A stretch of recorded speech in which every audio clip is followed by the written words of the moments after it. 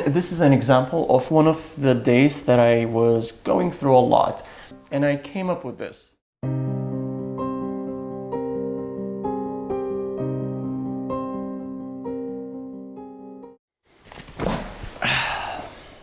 Ali Kawa is back with a new content. In this video, I'll share with you 3 steps that I have been using to develop habits and replace them with the unhealthy habits. And at the end of the video, I'll share with you one secret that I have learned from a book that might change the way you think about habits. So let's get started.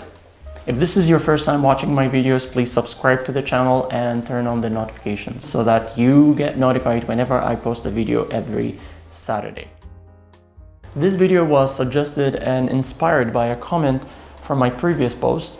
Thank you very much for that comment, and it actually helped me to make this video. So please, if you have more ideas, let me know and write them down in the comment section below. So before we talk about the 3 steps and the secret I mentioned earlier, let's talk about habits. What are they? Well, the psychological definition of a habit is that it's a behavior that we consistently repeat until it becomes a routine. That sounds normal, but most of our habits are unhealthy. And the problem here is that we don't recognize them. We don't know that whether they are healthy or not. And that's why I want to share with you unhealthy habits that I have developed subconsciously. And I didn't know about them until I asked friends, people at work, about my personality. Now, let me tell you about my unhealthy habits. The first habit is perfectionism. Perfectionism is, oh God. I don't want to even start talking about perfectionism. It's very good to be a perfectionist, but at the same time, you will never achieve anything. One of the reasons why I was posting a piano cover every quarter was because of that. Because I never see my results as perfect as I plan for them. And that's a problem. And I'm pretty sure you can relate to this as well. It could be that email that you keep on reading over and over again. And sometimes you don't even send that email because, it's not perfect. You keep on reading over and over again, and you might not even complete that task because it doesn't sound perfect to you. Another unhealthy habit I realized I have subconsciously developed is that there's a fancy word for it, by the way. It's called the avoidance coping mechanism. Yes, it's very self-explanatory. It means that I'm avoiding people whenever I'm feeling something. So if I'm facing a problem, I tend to avoid communicating that problem, accepting it, and talking to people. I don't do that. Why? Because, you get rejected or your date gets canceled, and you don't communicate that with your girlfriend or boyfriend, and you take that energy with you to work and you avoid people. And I'm pretty sure you can relate to this. Another major unhealthy habit that I have developed as well is expectations. I have high expectations for things in life that would either disappoint me later or shock me. I'm pretty sure you can relate to this as well. You meet someone new, you have friends, and you expect them to be always there for you. So I realized that having very high expectations for people will not only disappoint me, but also ruin that person's image. And I honestly didn't know that these examples I mentioned are habits. I didn't know that there are habits in the first place. And I didn't know that they can be unhealthy as well. For example, perfectionism. I've always thought that being a perfectionist is perfect. But it's not. And I realized that I think I have the book here. Well, never mind. I will put it right there on the screen. It's called The Happiness Advantage. Maybe I'll make a book review about that later. It's written by Shawn Achor. I don't know if I'm pronouncing it wrong. English is not my native language. Anyways, back to our topic. We were talking about how to develop new habits and retain them, because the retention phase is very difficult to maintain, and I'm sure you can relate to that as well. So this is what I have done for myself, and it's working. It's working perfectly for me. And this is an example. We'll get there as well, but let's talk about the steps one by one.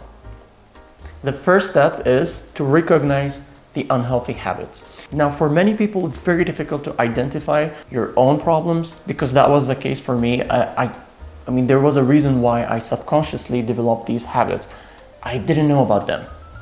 So I asked my friends to tell me what they think about my unhealthy habits, and I did not like what they said.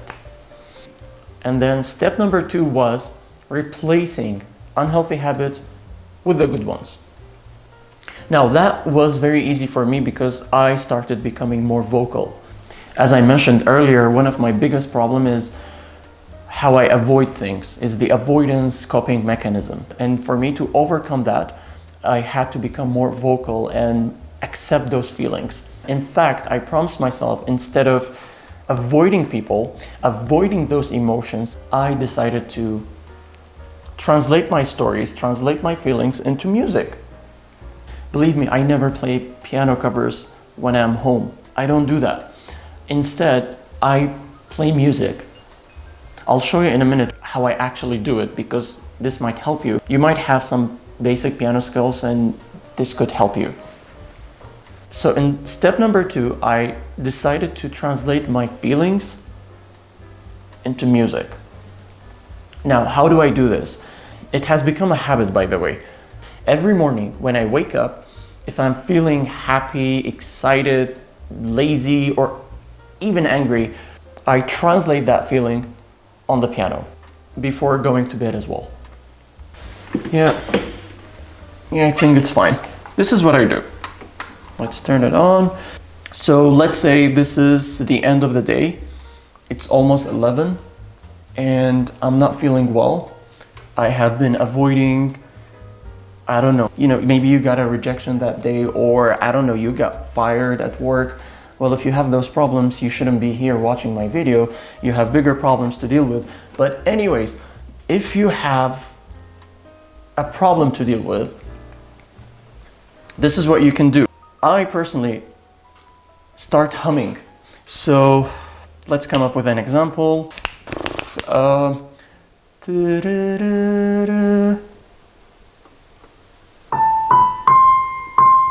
Yep. And this is how I practice.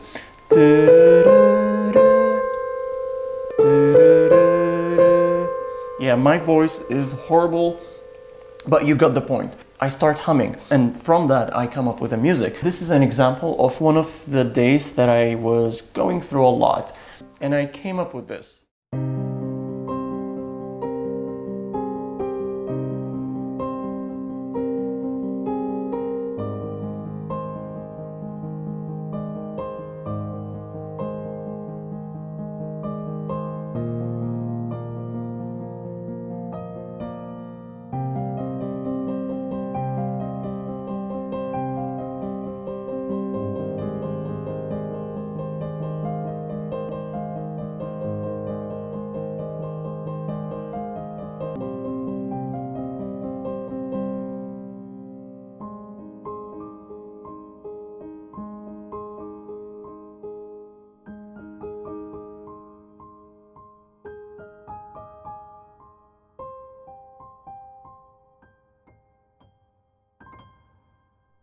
Now that was an example of how I have developed a new habit of translating my feelings into music. I have recorded most of these pieces of music, and each piece of music has a story, and it's my story.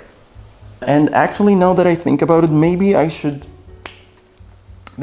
start posting those pieces of music and probably talk about the story behind each music at the end of the video. I don't know. This sounds interesting. Let me know if you like the idea in the comment section below, or if you have a better suggestion. I'll be more than happy to work on them. That leads us to the last step, which is the secret. Now, I've learned that secret from the book I mentioned earlier, which is the 20-second rule. Now, before talking about the 20-second rule, I wanted to tell you that every task we do has a starting energy. What does that mean? The starting energy for me to play on the piano is much lower than the starting energy of reading a book, for example. Basically, the 20-second rule is about having a quicker access to the tools you need for developing a new habit. For example, if you want to read a few pages before going to bed, keep that book next to your bed because you will save more than 20 seconds to access that book. A quicker access to the tools I have to make these videos, it has become much easier for me to make videos. So try that out, apply it for 20 days, and let me know if it has worked for you or not. And if you have found yourself a different idea to develop new habits, please write it down for me in the comment section below. I would be more than happy to read them. This is the end of our video. Stay safe and healthy until I see you again in my next video on Saturday. I don't know if no, I should stop saying that because I don't see you again. You will see me in my next video.